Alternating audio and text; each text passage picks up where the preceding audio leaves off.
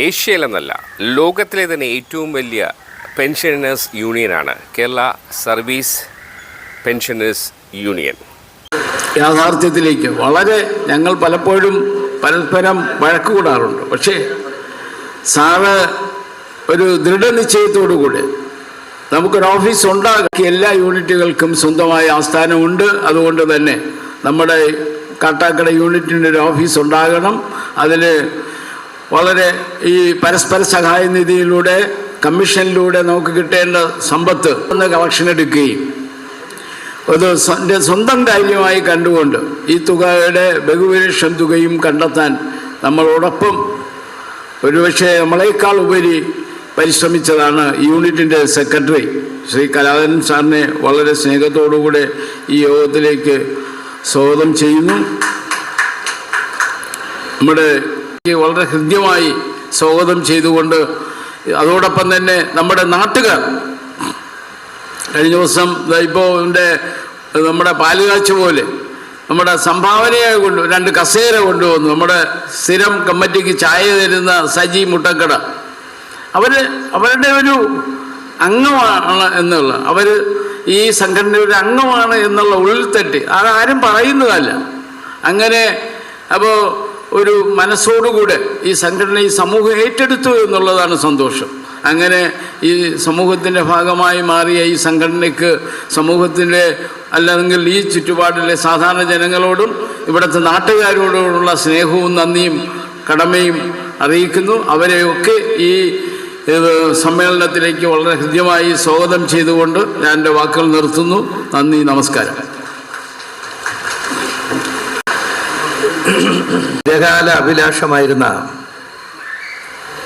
ആസ്ഥാന മന്ദിരം പെൻഷൻ ഭവൻ്റെ ഉദ്ഘാടന സമ്മേളനത്തിൽ അധ്യക്ഷത വഹിക്കുന്ന ഈ കെട്ടിടം വാങ്ങുന്നതിന് വേണ്ടിയുള്ള ഫണ്ട് ശേഖരണ കമ്മിറ്റിയുടെ chairman Shri P Surendran Nair sir, ഉദ്ഘാടകൻ്റെ അനുവാദത്തോടു കൂടിയാണ് ഹ്രസ്വമായിട്ടുള്ള ഒരു അഭിവാദ്യ പ്രസംഗം നിങ്ങൾക്ക് വേണ്ടി നടത്താൻ ഞാൻ ഈ അവസരം വിനിയോഗിക്കുന്നത്. അങ്ങനെ ചെയ്യേണ്ടി വന്നത് ഈ നിങ്ങൾ അറിഞ്ഞായിരിക്കും, ഒരാഴ്ച മുമ്പ് ഒരു കുട്ടി കണ്ണൂർ ഡെന്തൽ കോളേജിൽ നിന്നും ആത്മഹത്യ ചെയ്ത ഒരു സംഭവം ഉണ്ടായി. ആ കുട്ടി എൻ്റെ മണ്ഡലത്തിലുള്ള കുട്ടിയാണ്. ആ കുട്ടി വാടക വീട്ടിലാണ് താമസിച്ചിരുന്നത്. ആ കുടുംബത്തിൻ്റെ ഏക പ്രതീക്ഷയായിരുന്നു 2 പെൺകുട്ടികളും 1 ആൺകുട്ടിയുമാണ് ഉണ്ടായിരുന്നത്. ഈ കുട്ടിയാണ് ഏക ആൺതരി. അപ്പോൾ അവർക്കൊരു വീട് വെച്ചു കൊടുക്കാൻ തീരുമാനിച്ചു. 19-ാം തീയതി അതിൻ്റെ തറക്കല്ലിടൽ, ഈ 19-ന് തറക്കല്ലിടൽ MP ഗോവിന്ദ മാഷ് നിർവഹിക്കാമെന്ന് പറഞ്ഞു. അതുമായി ബന്ധപ്പെട്ട് ഞാൻ കൂടെ പങ്കെടുത്തൊരു മീറ്റിംഗ് 10 മണിക്ക് തീരുമാനിച്ചതാണ്. നിങ്ങളുടെ സമ്മേളനത്തിൽ പങ്കെടുക്കണമെന്നുള്ളതുകൊണ്ട് 11 മണിയാക്കാൻ പറഞ്ഞു. ഞാൻ വിചാരിച്ച് നിങ്ങളുടെ സമ്മേളനം കറക്റ്റ് 10-ന് തുടങ്ങുന്നുള്ളത് കൊണ്ടാണ് ഞാൻ 11 മണിയാക്കാൻ പറഞ്ഞത്. പക്ഷേ നിങ്ങളുടെ സമ്മേളനം അരമണിക്കൂർ താമസിച്ചാണ് ഇവിടെ ആരംഭിച്ചത്. അപ്പം അതുകൊണ്ട് തന്നെ അതിൽ പങ്കെടുക്കേണ്ടതുള്ളത് കൊണ്ട് ദീർഘമായിട്ടുള്ള ഒരു സംസാരത്തിലേക്ക് ഞാൻ കടക്കുന്നില്ല. ഇവിടെ എത്തിച്ചേർന്ന് മടങ്ങണമെന്ന് കരുതിയത് 2 കാരണങ്ങളാലാണ്. ഒന്ന്, നിങ്ങളുടെ സംഘടനയുമായി വിദ്യാർത്ഥി സംഘടനാ പ്രവർത്തന കാലഘട്ടം മുതലുള്ള എൻ്റെ ബന്ധം. നമ്മുടെ സമൂഹത്തിൽ ഇന്നലകളിൽ അധ്യാപകരെന്നുള്ള നിലയിലും സർക്കാർ ഉദ്യോഗസ്ഥരെന്നുള്ള നിലയിലും നിങ്ങൾ നടത്തിയ നിസ്തുലമായിട്ടുള്ള സേവനത്തെ, സമൂഹത്തിന് വേണ്ടി നിങ്ങൾ നടത്തിയ സംഭാവനയെ ബഹുമാനപൂർവ്വം കാണുന്ന ഒരു പൊതുപ്രവർത്തകനാണ് ഞാൻ. മാത്രമല്ല, നിങ്ങളെല്ലാം സർവീസിലുണ്ടായിരുന്ന കാലഘട്ടത്തിൽ കാരണങ്ങളാൽ സഹകരിച്ച് പ്രവർത്തിക്കേണ്ട അവസരം ജനപ്രതിനിധി എന്നുള്ള നിലയിലും പാർട്ടി സെക്രട്ടറി എന്നുള്ള നിലയിലും എനിക്കുണ്ടായിട്ടുണ്ട്. അപ്പോൾ ആ ഒരു ഊഷ്മളമായിട്ടുള്ള ബന്ധം, നിങ്ങൾക്കൊരു ആസ്ഥാന മന്ദിരം നിങ്ങൾ ഉണ്ടാക്കുമ്പോൾ അതിൽ പങ്കാളിയാകാതെ മടങ്ങുന്നത് ശരിയല്ല. 1/4 കോടിയിലേറെ രൂപ ചെലവഴിച്ചാണ് നിങ്ങളൊരു ആസ്ഥാന മന്ദിരം കാട്ടാക്കടയിൽ പെൻഷൻകാർക്ക് ഉണ്ടാക്കുന്നത്. എന്നെ സംബന്ധിച്ചിടത്തോളം കേരളത്തിൽ ഏറ്റവും കൂടുതൽ ആസ്ഥാനമുള്ള ഒരു പാർട്ടിയിലാണ് ഞാൻ പ്രവർത്തിക്കുന്നത്. ഇമ്മൂവബിൾ പ്രോപ്പർട്ടി ഏറ്റവും കൂടുതലുള്ള രാഷ്ട്രീയ പാർട്ടിയുടെ പട്ടികയിലാണ് കേരളത്തിൽ ഞാൻ പ്രവർത്തിക്കുന്ന പാർട്ടിയുള്ളത്. അപ്പോൾ പ്രത്യേകത എന്ന് പറഞ്ഞാൽ പ്രവർത്തിക്കാൻ വേണ്ടിയുള്ള ഒരു കേന്ദ്രീകരണം, എല്ലാ പ്രവർത്തനങ്ങളുടെയും ഒരു പ്രവർത്തനം രൂപീകരിക്കുന്നതിന്, അത് ഇംപ്ലിമെൻ്റ് ചെയ്യുന്നതിന് വേണ്ടിയുള്ള ഒരു വലിയ ഉത്തരവാദിത്വമാണ് ഒരു ആസ്ഥാന മന്ദിരത്തിലൂടെ നമുക്ക് സൃഷ്ടിക്കാൻ വേണ്ടി കഴിയുന്നത്.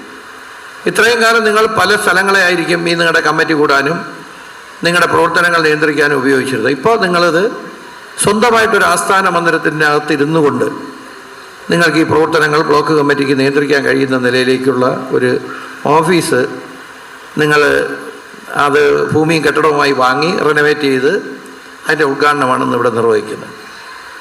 അതാണ് ഒരു കാര്യം. ഒരു ഓഫീസിൻ്റെ പ്രാധാന്യം എന്ത് എന്നുള്ളത് ഉൾക്കൊള്ളാൻ വേണ്ടി കഴിഞ്ഞതുകൊണ്ടാണ്. രണ്ടാമത്തെ കാര്യം, ഈ MLA എന്നുള്ള നിലയിൽ നിങ്ങളുടെ ഇനി എനിക്ക് അഭിമുഖീകരിക്കാൻ കഴിയുമില്ലെന്ന് എനിക്ക് അറിഞ്ഞൂടല്ലോ. 4-ാം തീയതി ജനങ്ങൾ അവരുടെ സമ്മതിദാന അവകാശമെല്ലാം രേഖപ്പെടുത്തി ഇലക്ട്രോണിക് മെഷീൻ്റെ അകത്തിരിക്കുകയാണ്. അത് ആർക്കനുകൂലമാണെന്ന് ഇപ്പോൾ പറയാൻ പറ്റില്ല. കൂട്ടലും കഴിക്കലും എല്ലാം എല്ലാവരും നടത്തിയാലും നമ്മുടെ കേരളത്തിൻ്റെ രാജ്യത്തിൻ്റെയും ചരിത്രം അനുസരിച്ച് ജനവിധികൾ എപ്പോഴും രാഷ്ട്രീയ പാർട്ടികൾ കൂട്ടുന്ന നിലയിൽ തന്നെ നിൽക്കണമെന്നില്ല. അപ്പോൾ അങ്ങനെ നോക്കുമ്പോൾ ഇനി 4-ാം തീയതിക്ക് മുമ്പ് കേരള സ്റ്റേറ്റ് സർവീസ് പെൻഷനേഴ്സ് യൂണിയൻ്റെ ഒരു സമ്മേളനത്തിൽ എന്നെ വിളിക്കാൻ സാധ്യതയില്ല. 4-ാം തീയതി ജനവിധി വരുമ്പോൾ ഞാൻ തോറ്റുപോയാലോ? എന്നാൽ പിന്നെ MLA എന്നുള്ളതിൽ അല്ലാതെ പങ്കെടുക്കും. MLA എന്നുള്ളതിൽ ചിലപ്പോൾ പങ്കെടുക്കാൻ കഴിഞ്ഞില്ലെങ്കിൽ. അതുകൊണ്ട് നമ്മൾ ഈ ആത്മവിശ്വാസം മനുഷ്യന് നല്ലതാണ്, അമിത ആത്മവിശ്വാസം പാടില്ലെന്നാണ് എൻ്റെ പക്ഷം. അപ്പോൾ ഈ 15-ാം നിയമസഭയിലെ അംഗമെന്നുള്ള നിലയിൽ, നിയമസഭ പിരിച്ചുവിടുന്നതുവരെയും ഞങ്ങൾ MLA-മാരാണ്. 15-ാം നിയമസഭയിലെ മെമ്പർ എന്നുള്ള നിലയിൽ നിങ്ങളുടെ ഈ സമ്മേളനത്തിൽ സംബന്ധിച്ച് നിങ്ങൾക്കൊരു ഐക്യദാർഢ്യം പ്രഖ്യാപിച്ച് മടങ്ങണമെന്നും കൂടെ ആഗ്രഹിച്ചതുകൊണ്ടാണ് ഞാൻ ഈ സമ്മേളനത്തിൽ സംബന്ധിക്കാൻ വേണ്ടി തീരുമാനിച്ചത്. ഇവിടെ വന്നപ്പോൾ നമ്മൾ രഘുനാഥ് നായർ സാർ, അദ്ദേഹം അരുവിക്കര മണ്ഡലക്കാരനാണെന്ന് എനിക്ക് മനസ്സിലായി. എനിക്കിത് അറിയില്ലായിരുന്നു. അദ്ദേഹം മറ്റ് ജില്ലയിലുള്ള ആളെന്നാണ് ഞാനും പഠിച്ചു വച്ചിരുന്നത്. അദ്ദേഹം അരുവിക്കര മണ്ഡലത്തിൽ പൂവച്ചൽ പഞ്ചായത്തിൽ ആനാകോട് ജനിച്ചു വളർന്ന ആളാണ്. തൊട്ടപ്പുറത്തുള്ള കുളത്തമ്മൽ ഗവൺമെൻറ് LP ആണ്. അത് പുതിയ അറിവാണ്.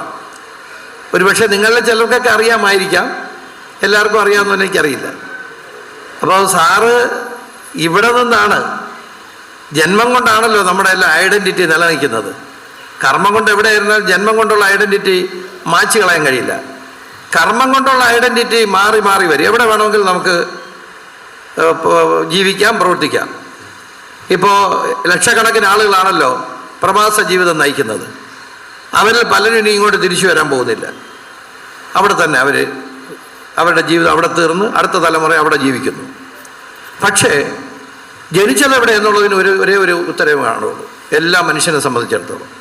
അപ്പം അങ്ങനെ നോക്കുമ്പോൾ സാറ് നമ്മുടെ ജന്മം കൊണ്ട് നമ്മുടെ നാട്ടുകാരനാണ്.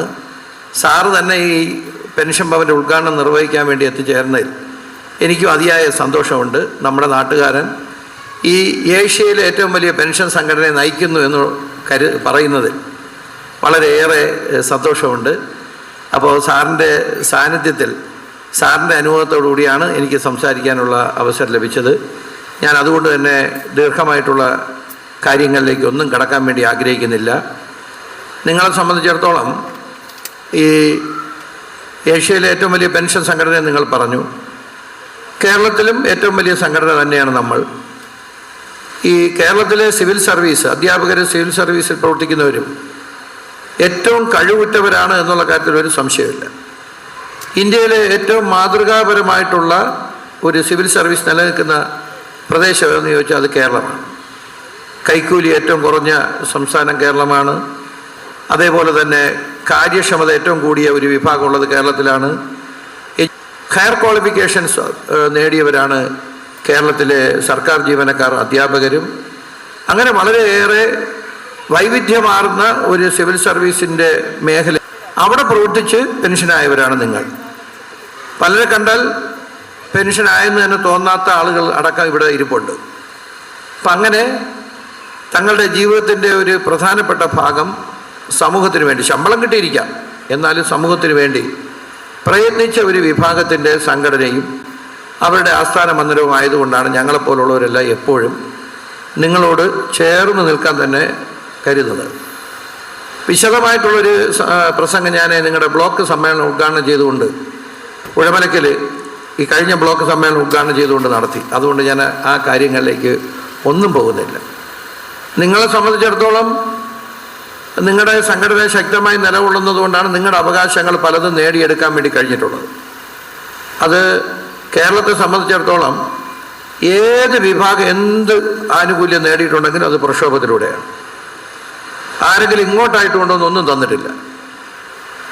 അതിനുവേണ്ടിയുള്ള സ്റ്റെപ്പൊക്കെ ചില എടുക്കുന്നുണ്ടാകാം, പക്ഷെ ഇങ്ങോട്ടായിട്ട് ആരും ഒന്നും കൊണ്ട് തന്നിട്ടില്ല. പ്രക്ഷോഭത്തിലൂടെ നമ്മൾ നേടിയെടുത്തതാണ് എല്ലാം. അപ്പോൾ ആ പ്രക്ഷോഭം നിങ്ങൾക്കും ഈ പ്രായത്തിൽ നടത്തേണ്ടതായിട്ട് വന്നിട്ടുണ്ടെന്നുള്ള കാര്യം എനിക്കറിയാം. ഇപ്പോൾ സർക്കാർ ജീവനക്കാരുടെ ക്ഷാമബത്തയുടെ വർധനവിനനുസരിച്ച്, പരിഷ്കരണത്തിനനുസരിച്ച് പെൻഷൻകാർക്കും ക്ഷാമബത്ത പരിഷ്കരണം നടത്തേണ്ട ഒരു സമൂഹത്തിലാണ് നമ്മളിപ്പോൾ ജീവിക്കുന്നത്. എന്നാൽ പുതിയ തലമുറയിൽ നിന്ന് പെൻഷനാകുന്ന ആളുകൾ, ഇപ്പോഴല്ല, സർവീസിൽ ഇപ്പോൾ ഉള്ള കുറേ ആളുകൾ സ്റ്റാറ്റ്യൂട്ടറി പെൻഷൻ യോഗ്യരല്ല എന്നുള്ള കാര്യം നിങ്ങൾക്കറിയാം. കോൺട്രിബ്യൂട്ടറി പെൻഷൻ പദ്ധതിയുടെ ഭാഗമായി നിൽക്കുകയാണ്. ഗവൺമെൻറ് ഇപ്പോൾ എടുത്തിട്ടുള്ള നിലപാട് അഷ്വേർഡ് പെൻഷൻ പദ്ധതി നടപ്പിലാക്കണമെന്നുള്ളതിനെ സംബന്ധിച്ചാണ് ഗവൺമെൻറ്റിൻ്റെ നിലപാട്.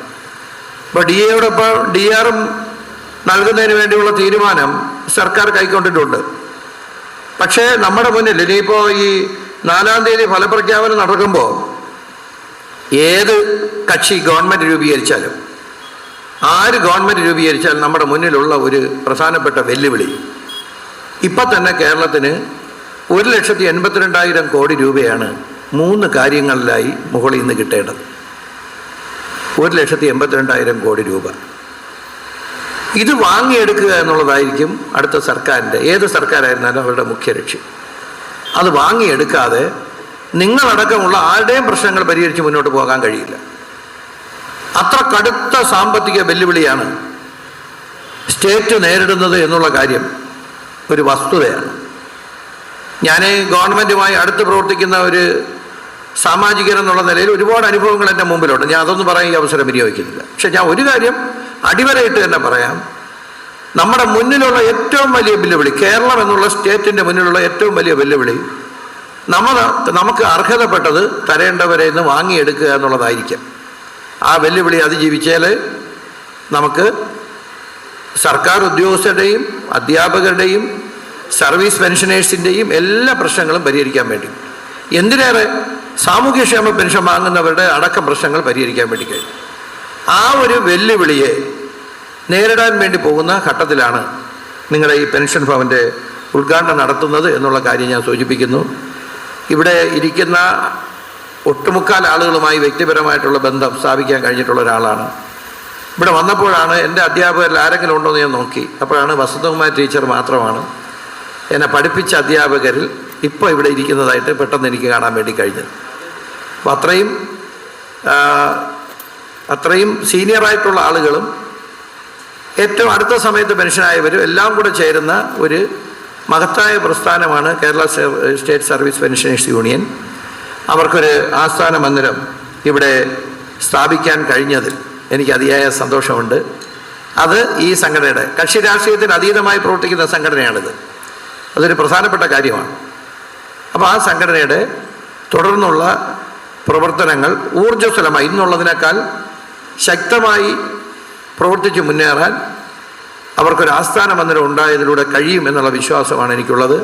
അങ്ങനെ കഴിയട്ടെ എന്നുള്ള ആത്മാർത്ഥമായിട്ടുള്ള ആഗ്രഹം ഈ അവസരത്തിൽ പങ്കുവച്ച് നിങ്ങളുടെ ഭാവി പോരാട്ടങ്ങൾക്ക്, നിങ്ങളെ ഒരുപാട് പോരാട്ടം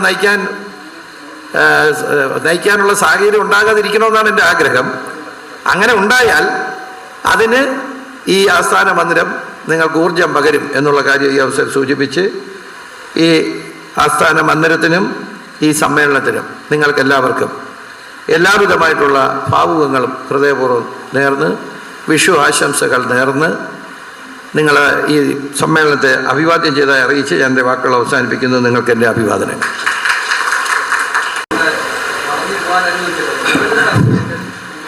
അടുത്തത് റിപ്പോർട്ടാണ്. റിപ്പോർട്ട് അവതരിപ്പിക്കുന്നതിന് വേണ്ടി ട്രഷറർ ശ്രീ തിരുവനന്തപുരം റോഡിലെ പെട്രോൾ പമ്പിന് എതിർവശത്തുള്ള പുതുവൈക്കൽ റോഡിൽ 400 മീറ്റർ അകലെയായി 3 സെൻറ്റ് വസ്തുവും അധികം പഴക്കമല്ലാത്ത ഒരു വീടും വിൽക്കാൻ പോകുന്നു എന്നറിഞ്ഞ കമ്മിറ്റിക്കാർ അവിടെ പോയി നോക്കി വസ്തുവും വീടും സൗകര്യപ്രദമാണെന്ന് മനസ്സിലാക്കി ഉടമയുമായി ബന്ധപ്പെടുകയും മേൽപ്പടി വസ്തുവിനും വീടിനും 22 ലക്ഷം രൂപ വില ഉറപ്പിച്ച് 1 ലക്ഷം രൂപ അഡ്വാൻസ് നൽകി കരാറിലേർപ്പെട്ടു. തുടർന്ന് നോട്ടീസുമായി നമ്മുടെ യൂണിറ്റിലെ എല്ലാ രഘുനാഥൻ സാറിനെ ആദരപൂർവ്വം ക്ഷണിക്കുകയാണ്.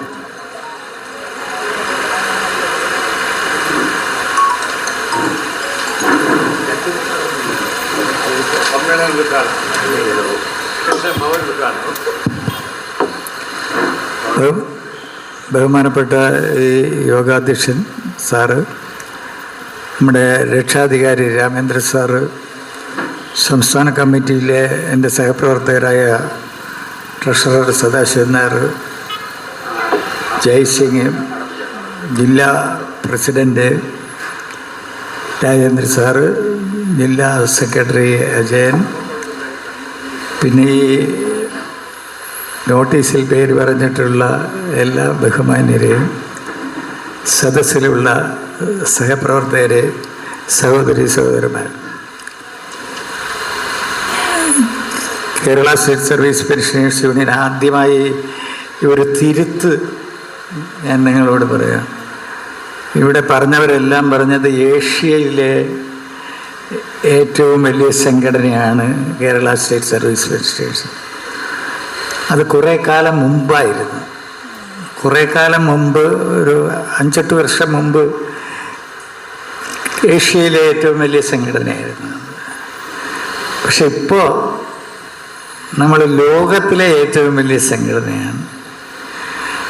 നമ്മൾ അന്ന് പറയുന്ന അവസരത്തിൽ അമേരിക്കയിലെ ഒരു പെൻഷൻ സംഘടന ഉണ്ടായിരുന്നു. അവരായിരുന്നു ലോകത്തിലെ ഏറ്റവും വലിയ പെൻഷൻ സംഘടന. അതാണ് അന്ന് നമ്മൾ ഏഷ്യയിലെ വലിയവരായിരുന്നു. പക്ഷെ അമേരിക്കയിലെ പെൻഷൻകാരുടെ സംഘടന ഇപ്പം നമ്മളെക്കാളും കുറഞ്ഞ അംഗസംഖ്യയുള്ളതാണ്. അതവിടെ അമേരിക്കയിലെ പെൻഷൻകാരെല്ലാവരും ഒറ്റയടിക്ക് മരിച്ചുപോയതുകൊണ്ടല്ല, അവർ പെൻഷൻകാരല്ലാതായി. പെൻഷൻ കിട്ടുമ്പോഴാണല്ലോ നമ്മൾ പെൻഷൻകാരുടെ സംഘടന. നമ്മുടെ സംഘടനയുടെ ഒരു പ്രത്യേകത, നമ്മൾ പെൻഷൻകാരുടെ സംഘടനയുമാണ്, പെൻഷൻ കൊടുക്കുന്നവരുടെ സംഘടനയാണ്.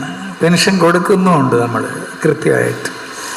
പിന്നെ ഒരു സവിശേഷമായ പ്രത്യേകതയുള്ളത്, മറ്റു പെൻഷൻ സംഘടനകളിൽ പെട്ടിട്ടുള്ളവർ ജോലി എടുത്തിട്ടുള്ളവർ പെൻഷനാവുമ്പോൾ പെൻഷനാകുന്നതാണ്. നമ്മുടെ സംഘടനയിലുള്ള വേറൊരു സവിശേഷത, ഒരു ജോലി സർക്കാർ സർവീസിൽ ചെയ്യാത്തവരും നമ്മുടെ സംഘടനയിലെ അംഗങ്ങളാണ്. അതൊന്നും വെച്ചാൽ ആഫീസിൽ പോകാതെ പള്ളിക്കൂടത്തിൽ പോയി പഠിപ്പിക്കാതിരുന്നു എന്നുള്ള അർത്ഥത്തിലല്ല. ഫാമിലി കുടുംബ പെൻഷൻകാർ അവരൊന്നും നേരത്തെ ചെയ്തിട്ടുള്ളവരാണ്. അപ്പോൾ ആ നിലയ്ക്കുള്ള പ്രത്യേകതകളുള്ള ഒരു സംഘടന നമ്മുടെ സംഘടനയുടെ പ്രത്യേകത. ഇത്തരത്തിലുള്ള സംഘടന ലോകത്തിൽ തന്നെ വേറെ കാണാൻ പ്രയാസമാണ്. അത്തരത്തിലുള്ള സംഘടനയുടെ ഭാഗമാണ് നമ്മൾ. അപ്പോൾ 1516 യൂണിറ്റുകളാണ് നമ്മുടെ സംഘടനയ്ക്കുള്ളത്. 236 4 ജില്ലകളുണ്ട്. സംസ്ഥാന കമ്മിറ്റി എല്ലാ പല ഘടകങ്ങൾക്കും സ്വന്തമായ ആസ്ഥാനങ്ങളുമുണ്ട്.